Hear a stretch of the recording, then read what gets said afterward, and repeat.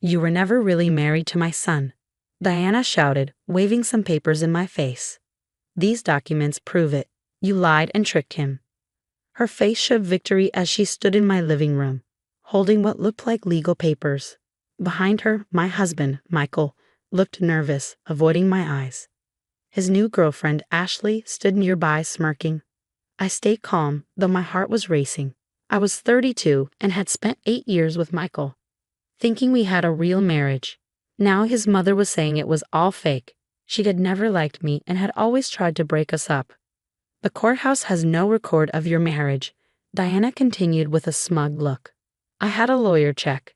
That means you have no right to this house or anything else. Pack your bags and leave." I turned to Michael, hoping he would defend me, remind his mother of our wedding. But he said nothing. He just stood there silent.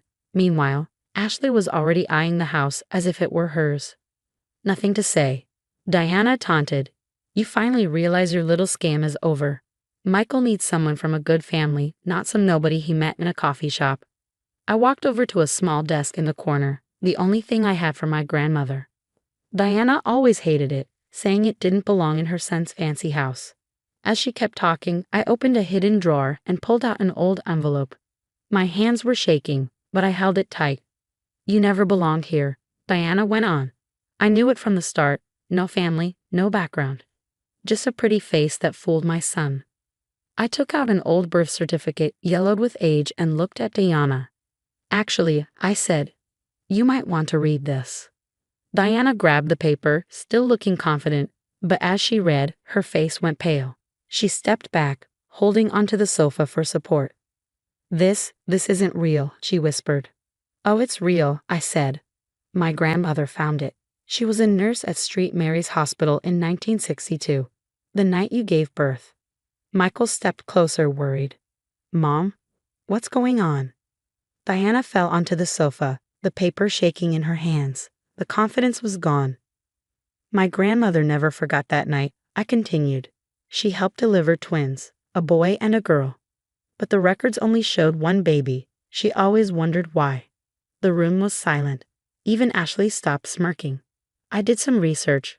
Back then, wealthy families sometimes gave away one twin to avoid shame. The records would say only one baby was born to protect their reputation. "Stop," Diana whispered, but I kept going. "The baby girl was adopted by a family in Ohio. She grew up and had a daughter. That daughter met a man named Michael, never knowing they were cousins." Michael's face turned pale. "What are you saying?" "I'm saying," I looked straight at Diana, "that you and my mother are twins, which makes Michael and me first cousins, and our marriage illegal." The birth certificate fell from Diana's hands. Ashley stepped away from Michael like he was contagious. Her dream of marrying into his family had just fallen apart. Diana, who had spent years looking down on me, had just learned the truth. Her family and mine were the same. Michael swallowed hard. "How long have you known?" "Long enough," I said. "Long enough to see why you pulled away from me. Long enough to know the truth had to come out." I picked up the birth certificate and put it back in the envelope. Inside were more documents, adoption papers, hospital records, my grandmother's notes. "You're right, Diana," I said softly. "Michael and I were never legally married, but not for the reason you thought."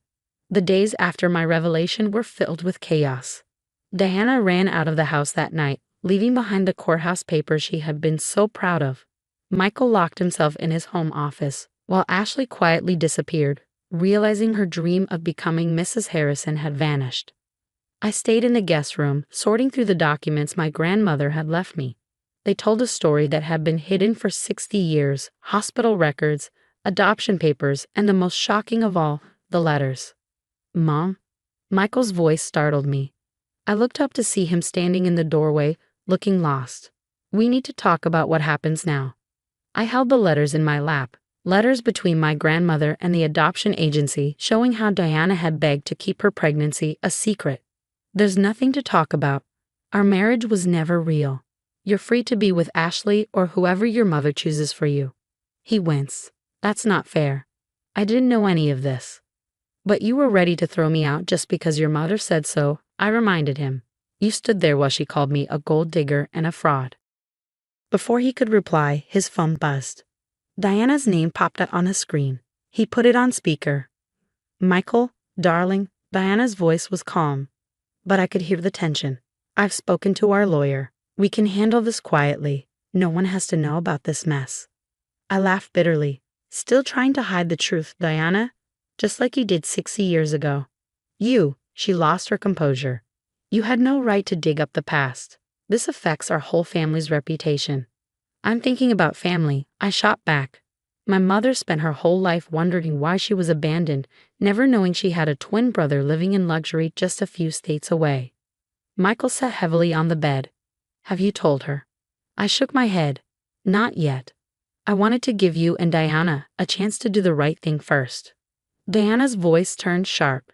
The right thing would be to destroy those documents and forget this ever happened. We'll arrange a quiet divorce, say it was irreconcilable differences. Everything can go back to normal. Normal? I stood up, anger boiling inside me. Like separating twins at birth? Like treating your own niece like she was beneath you? Like pushing your son to leave his wife for a younger woman? Silence. I've already copied all the documents, I continued. Everything is digitized and stored safely. You can't hide this again, Diana. Her voice was weak now. What do you want? I want you to tell my mother the truth. She deserves to know where she came from. She deserves to meet her brother. And maybe then we can start healing this family. Michael reached for my hand, but I pulled away. His touch, once comforting, now felt wrong. I need time, Diana whispered. Time to figure out how to do this. You have 3 days, I said firmly. After that, I tell my mother everything. I ended the call, ignoring Diana's protests. Michael sat there, staring at the scattered papers. I'm so sorry, he finally said. For not standing up to her. For letting Ashley, he sighed, running a hand through his hair. It doesn't matter now, I said, gathering the documents. Our marriage was never real. We're cousins, Michael. First cousins. Everything we thought we had was built on a lie. Not everything, he whispered. Our feelings were real. Our life together. It was a house of cards. I cut him off. And your mother just knocked it down. I grabbed the envelope of documents. I'm staying with my sister for a few days. When I come back, I expect you to be gone. We need to end this cleanly, before anyone else gets hurt. As I packed my bag, I felt Michael watching me. We had spent 8 years building a life together, celebrating birthdays, holidays, lazy Sunday mornings with coffee. But now, every moment was tainted by the truth. Diana had wanted to push me out of her family. Instead, she had proven that I was part of it all along, just not in the way any of us had expected. 3 days passed like molasses. I stayed at my sister Emma's apartment, trying to process everything while fielding concerned calls from friends and family. I hadn't told my mother yet. That revelation deserved its own time and space. On the morning of the 3rd day, Diana called. I'll do it, she said, her voice rough as if she hadn't slept. I'll tell her everything. But I want to do it in person. We arranged to meet at my grandmother's old house, now my mother's home. It seemed fitting. The place where I first discovered the truth would be where the final secrets were revealed. When I arrived, my mother was in the garden, tending to her roses. She looked up as I approached, her smile faltering when she saw Diana behind me. Mom, I said softly, there's something you need to know. What followed was 2 hours of tears, anger, and long-buried truths. Diana, stripped of her usual arrogance, told the story of a scared 19-year-old girl from a prominent family, forced to give up one of her twins to avoid scandal. My mother listened in stunned silence as her origin story was finally revealed. I thought about you every day, Diana whispered, reaching for my mother's hand. Every birthday, every Christmas, I wondered where you were, if you were happy. You could have found me, my mother replied, her voice trembling. You've known who I was since Michael started dating my daughter. 8 years, Diana. 8 years you've looked me in the eye at family gatherings, knowing I was your sister. I was a coward, Diana admitted. The longer I waited, the harder it became. And then when Michael and Olivia married, she trailed off, shame coloring her features. You tried to drive me away. I finished for her. Because every time you saw me with Michael, it reminded you of what you'd done. Diana nodded, tears streaming down her face. I thought if I could just separate you two, the guilt would stop. But I was wrong. I was wrong about everything. My mother stood up, pacing the familiar garden path. I need time to process this. My whole life. Everything I thought I knew about myself. Take all the time you need, Diana said quietly. I know I don't deserve your forgiveness. Either of you. As Diana left, my mother and I sat in the garden, holding each other and crying for all the years lost, all the pain caused by secrets and shame. 2 months later, life had settled into a new normal. Michael and I filed for an annulment, citing our previously unknown blood relationship. He moved to Seattle for a fresh start, while I stayed in our old house. Diana signed it over to me as part of her attempt at making amends. My mother and Diana began the slow process of building a relationship. They started with weekly coffee meetings, sharing stories and photographs, piecing together their separate lives. Sometimes they laughed, sometimes they cried, but slowly, surely they began to heal.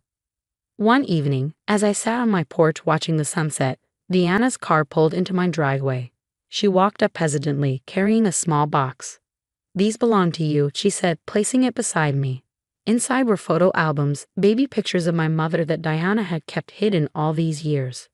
I thought maybe you could share them with her, make copies, start filling in the blanks. I nodded, touched by the gesture. Thank you. She turned to leave, then paused.